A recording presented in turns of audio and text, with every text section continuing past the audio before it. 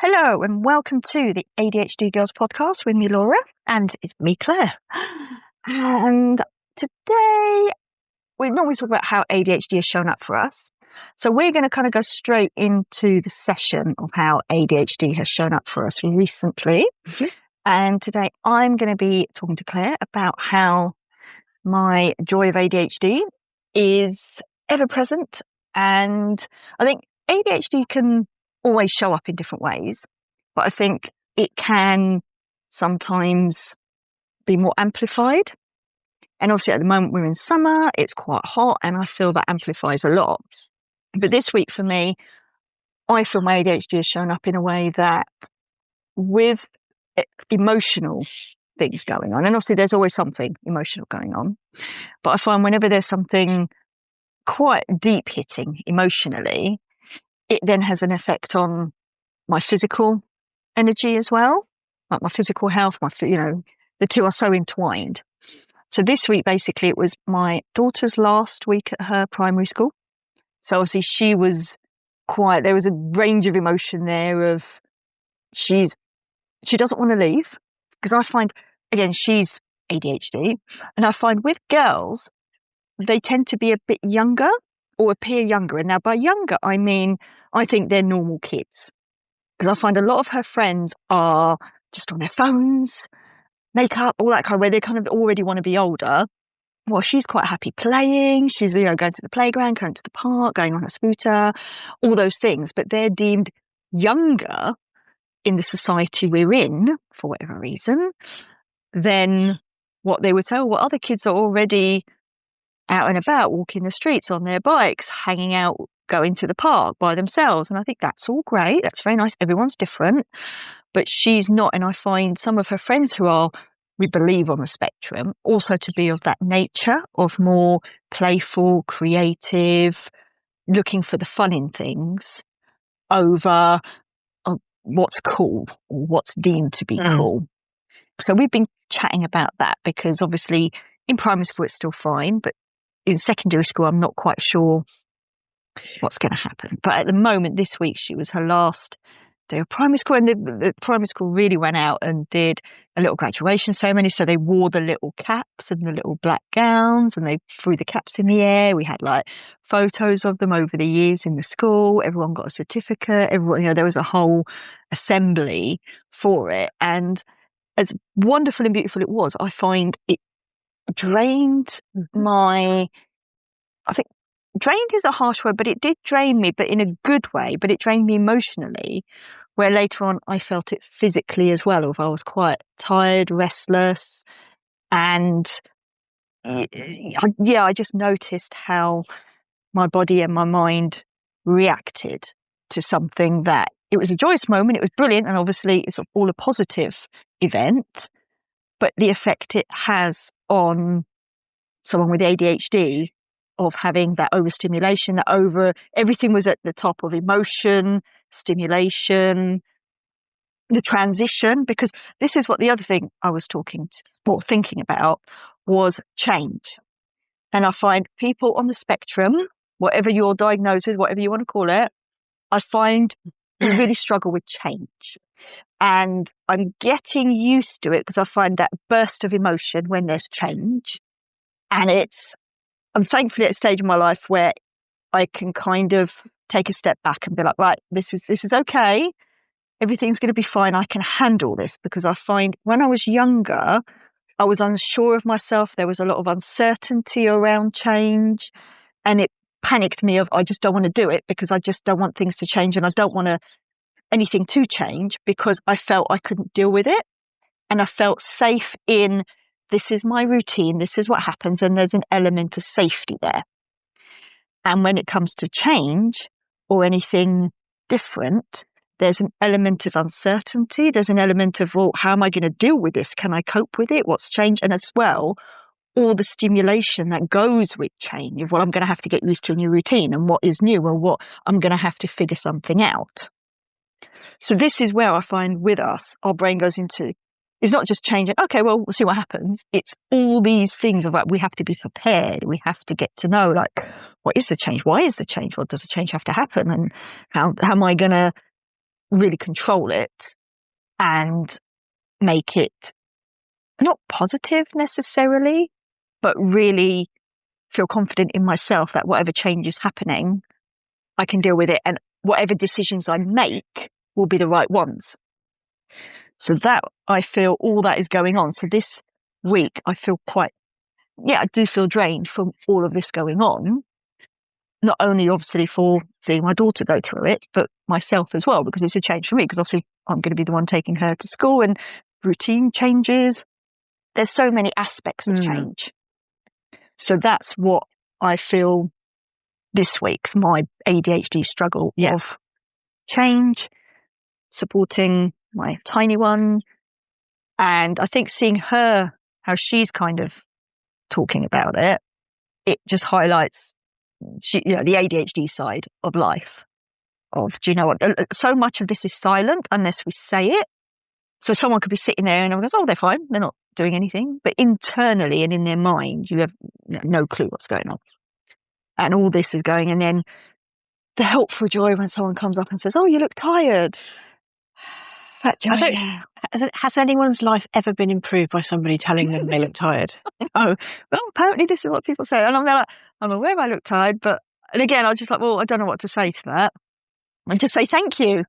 Because what can you say? You kind of take a bit of sarcasm and hopefully I don't think these people kind of realise their words or the impact it has. But I just say, oh, thank you. And they just look at me confused. Like, oh, it's like, well, if you didn't mean it as a compliment, then maybe shut up. So, yeah, that's my ADHD, what's been happening with me and my ADHD this week, Claire. So what are your... Well, thank you for sharing. It sounds like it's quite a lot of big feelings to process. I am not going through a similar thing to you, but I did say to you, I feel like I'm overwhelmed at the moment with like an end of term feeling, more not in a literal sense, but in a sort of that sense of it just happening. And it's high heat of summer, and it feels like it's been a very long summer already, even though we're only in July. Yeah, we've had quite a few heat waves.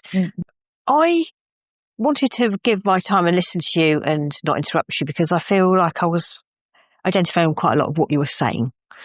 And something I picked up on is you saying about your daughter being not at the same age as her peers. Mentally, yeah. Yeah, and it's definitely something I, looking back, felt as well at that age.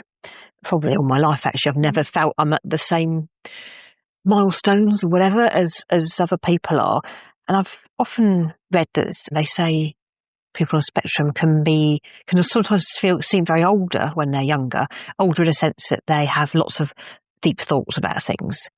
But then when we get older, we are adults, we might feel younger than, because we feel like we're not asset. But either way, it doesn't really matter. But the point is that we are not in step with the peers, and that's another way of feeling different and feeling awkward. And I think it's lovely the things that she's into. It's great that she's got her own sense of what she wants to do, and that she's not feeling she's got to be pressured into I don't know whether that happens, but I think her friend group is of a similar way of thinking. Yeah. So they all stick together and just do their creative things, which I'll always support, because that's, I think, a healthy childhood. Yeah.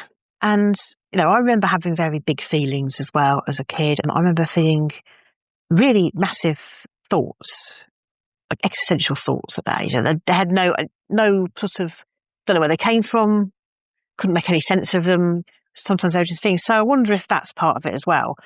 And certainly now I don't get as bothered by those thoughts, because I just sort of think, okay, well, that's just part of how I think. And I don't have to get all morose or melancholic about it.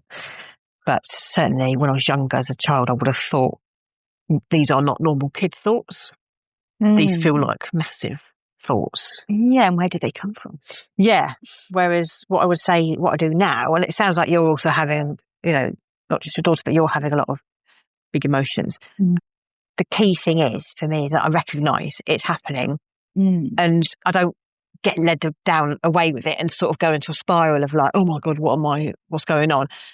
The thing I do is just remove myself from a situation or just switch something up. So if I'm in a group of people and I'm feeling very overwhelmed with emotion, and it doesn't matter what it is, I might even know what it is. I try to just walk away, even if I'm just walking down the road and come back, just to break that. But it could be quite frightening because you think, well, what do I do with all these thoughts? And going into the body and the physical feelings as well. That's where I would say, that we are intertwined, the physical and the mental. And it's really important to remember that our bodies are reflecting what's going on in the mind and vice versa. So rather than go down a hole when I get these thoughts, I'm like, right, take a step back, take some deep breaths and just sort of, walk away from it. Yeah. And you've spoken a lot about change and transition, and that's a massive thing for people on the spectrum. I think that's certainly something that you either find really exciting, but then it wears you out, or you dread it, or it's clearly a bit of both. Sometimes I find, oh my God, I'm so excited, but terrified at the same time. It seems to be, I feel the opposite at the same time, which doesn't make sense. That's really, really a mind fuck, isn't it? Because, and that's probably the dual aspects of ADHD and autism. That's how I see it. I see the ADHD as, oh, hey, novelty, woo, this is great, I love change. But the autism side is like, no, we don't like change. We need routine and we're out of control. And it's exacerbated by the ADHD side going, no, this is great. This is amazing. This is what we live for. Yeah, I mean, change is really hard. And again, just kind of like not push through it, but just move through it. Just kind of swim through it, maybe. Yeah. It's not a... Don't fight it. Again, it's just... flow. Find flow. Definitely. And I think once you're diagnosed, you can realise you can do some reading around it. But it's acknowledge that it is going to be difficult. Like I would never say try and change who you are to sort of overcome this. Just basically it is going to be difficult. It's how our brains are wired. And kind of like, just give yourself some space to sit with it or not. You might not want to just sit and dwell on it, but whatever. Just give yourself some space to deal with it because it is a big deal.